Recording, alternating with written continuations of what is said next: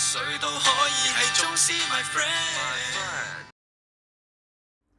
今集咧同大家去講解嘅八字咧就係一位啦香港出世嘅女士，佢嘅八字咧就係呢一個啦甲寅、甲戌、甲午，而咧呢一個啦就係戊辰。佢好關心咧佢自己嘅事業，而家咧就同個女咧一齊咧去做緊生意。Ken Sir 點解要用筆記嘅形式咧去同大家去講解咧？因為咧佢除咗提供佢8隻字之外咧，佢亦都咧唔知睇咗 Ken Sir 邊個 video 咧，有見我有講及到咧就係呢個命宮啦。所以咧今日咧要用呢個模式咧先至同大家去講解到咧，就命宮入面咧嘅特質。佢嘅命宮咧就係呢個丁卯，我簡寫一個命字啦。得唔得？咁啊，另外咧就係佢嘅胎元，胎元咧就係呢一個啦，就係月丑。好啦，咁啊呢一個八字你會見到咧，佢咧個8隻字咧就係咧就係呢個甲寅甲戌啦，呢個年月日啦，你會見到呢度呢8隻字，跟住戊辰，咁啊你會見到咧就係咧甲午戊辰啦。嘅特質就係咩啊？紅焰煞咯，所以呢一位咧佢好有啦呢一個啦女性嘅魅力。但係咧你留意翻啦，因為佢成個八字入面咧，就你會見到咧就係咧三甲再加埋地支，再加埋咧就係四柱總結去睇翻咧，佢成個八字咧都會出現咗一種形態咧，就稱之為咧就叫做咧純陽啊。因為咧甲又係陽，戊又係陽，寅午戌啊辰啊啲。都係一個咧叫做咧純陽嘅狀態，純陽咧就缺陰，咁即係換句説話講咧，佢欠缺咗咧一種咧俾人哋嘅感覺外相欠缺咗咧一種咧就陰柔嘅感覺咯，孤陰就不生，獨陽就不長咯，所以佢人生咧就欠缺咗一種叫做平衡嘅狀態，平衡係尤其是係咩？喺男女之間嘅相處咯，女士嘅溫柔咯。好啦，你會見到呢個八字有嘅特質係咩？三甲天上貴，呢個八字命貴喎，甲同戊加個根嘅話咧，咁就會有呢個天奇貴人出現。咁所以其實佢好容易吸到個貴人出現。其實咧呢度成個八字咧最特質嘅地方係乜嘢咧？Ken Sir 咧有個 video 咧就講解咧就叫做咧木火通明，因為你會見到咧呢度成個三個甲做下嘅再加個人為根，同埋個辰亦都有木嘅根，所以咧就係咧三甲天上貴咯。呢一個係一個貴嘅八字嚟嘅。第二咧，佢本身咧呢個八字入咗一種格局咧，就叫做木火通明嘅八字。木火通明咧，佢係一個咧叫做二路功名嘅特質。咩叫正路功名先？正路功名咧就係讀書考科舉中狀元或者係賺取呢個功名入朝做官呢啲為之咧叫做咧正路功名咯。如果唔係嘅話咧，士農工商嘅話咧，即係記住士就做官啊嘛，農就耕田啊嘛，工就工業啊嘛，就生產業攞個錘仔係咁喺度練劍練刀賣兵器咁士農工嗰啲為之叫做工業咯，即係手工藝咯。商上無商就不奸啊嘛，因為點解你做中間人，你乜都冇做過，花言巧語就賺到呢個中介費啦。咁嘅特質咯，其實呢位朋友都得嘅，不過表面上咧佢就唔中意去做呢一方面嘅嘢。木火通明亦都好憑一樣嘢咧，就係咧好憑自己嘅直覺力啦，睇緊個時勢啦，係行緊去邊咧，而去發揮佢自己咯。好啦，呢個八字咧有好多隱藏嘅嘢，寅午戌呢一個咧為之就叫做火局三合嘅火局三合火局咧嘅特質嘅地方咧就係咧喺女士嚟講或者男士嚟講咧，對佢嘅感情世界咧就產生呢個叫做變化，稱之為咧就叫做咧三夫不到老或者三妻不到老，所以會容易咧就咧婚姻入面咧就多呢個轉手即係好多時就會換老公或者換老婆啦，睇下你係男定女啦。好啦，咁而咧成個八字嘅話咧，佢好關心咧就係咧點樣去賺到呢個財富。講真嗰句命宮咧就係你本身嘅天賦嘅才華嚟嘅，你擁有嘅天賦才華係啲乜嘢？而呢個八字咧要賺到佢嘅天賦才華咧，離唔開咧一定係同木有關係。最重要嘅地方咧，因為咧木對於佢嘅命格嚟講咧係特別容易發揮，而咧但係咧一個辛苦嘅情況就必定係會出現喎，因為點解啊？跟劈甲先至引丁，佢做事咧嘅動力咧係有。但係咧呢個動力咧，往往咧都會同咧呢個掌握性咧就好有關係咯，同埋咧亦都好有嗰種叫做追求咧呢種名氣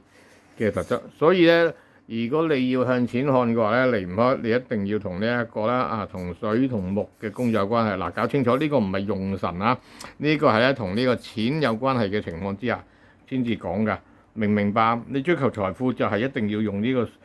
做嘅行業啊，你行住嘅坐臥嘅地方啦，同呢個水好有關係咯。臥就唔使嘅，就唔使瞓喺水池嘅。不過你起碼就係咧，你自己着衫各樣嘢嘅排列咧，都必定要同呢個水木一定要拉上關係咧，你就可以發揮到自己容易去吸到錢咯。你話呢個八字要注意啲乜嘢？個注意咧就過於自我陶醉同埋過於自我執着咯。但係咧有個優勝嘅地方喎，因為卯咧係代表咗中間人啊嘛。而咧喺你嘅八字入面咧就係呢個人卯辰係咪一個木局啊？出現咗呢個三合木局嗱，搞清楚你嘅方局咧係屬木嘅，得唔得？你嘅三合局係屬火嘅。好多啲朋友問，咁呢種算唔算係方運局？對唔住，呢種唔係方運局。方運局必須要有嘅條件係大家同埋一樣嘅五行。你見到人五戌又見到巳午未呢，咁就會算係。不過呢，你有人五戌嘅條件嘅情況之下呢，咁譬如舉例啦，2025年就差唔多就嚟過啦。2025年係巳年嘅，咁喺未月嘅時候咪出現呢，就係呢個人五戌巳午未咯，咪方是方係局是局。遇得方係就木運局，咁咪運咗局咯。咁2025年嘅未月嘅時候，咁你咪會多麻煩嘢咯。所有個災難同火有關咯。呢個神嘅三煞星咧就係在於呢個五火。咁即係換句説話講，喺你嘅未月嘅時候，你喺你工作範疇會有一啲是非口舌係會出現咯。而咧你嘅時辰係代表咗你嘅仔女宮，亦都咧你會同你嘅仔女因為你又講緊你同你個女一齊合作啊嘛。亦都會有呢個意見上面嘅矛盾或者大家嗰種不合拍欠缺咗呢個協調性咯。成個八字係好得意嘅，就係咧你好有女人味，但係咧就遇咗一個情況，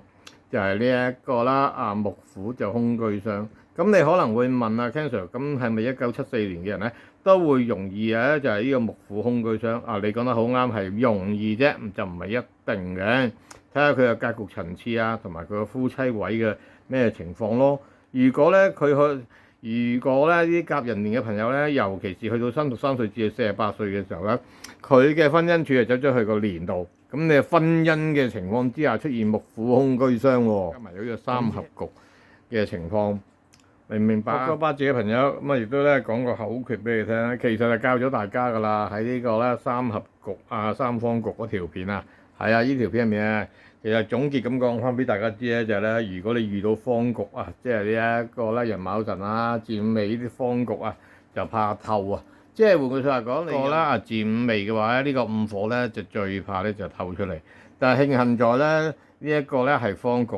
記住一句説話，方局就怕透，合局就怕滯。咩怕滯見到有水去克制佢咯。但係呢個我都一定都要提醒翻你㗎啦。你喺明年咧呢一個馬年嘅時候咧，你嘅火呢一個咧人唔識嘅主氣咧就會透咗出嚟。